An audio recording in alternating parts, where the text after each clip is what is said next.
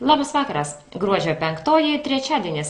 Kviečiu pasižiūrėti kabelinės televizijos AVA. Tiek tinklų plėtrai Jonavos rajone iš įvairių ES fondų, tiek iš savivaldybės biudžeto yra skiriamos kiekvienais metais nemažos lėšos ir jeigu tokius pačius didžiausius projektus trumpai apžvelgus, tai turbūt didžiausia pinigų suma yra skiriama Upninkų, Kalnėnų ir Išorų nuotekų tinklų plėtrai 6 milijonai litų, Jonavos miesto, tai yra Virbalų mikrorajone, centrinės miesto dalies bei geležinkelio stoties rajone.